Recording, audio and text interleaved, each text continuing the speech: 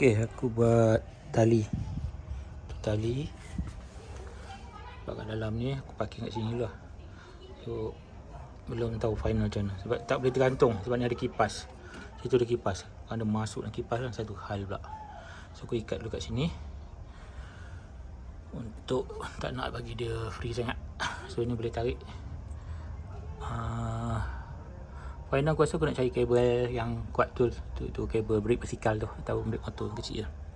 Dan mungkin boleh masuk mana-mana.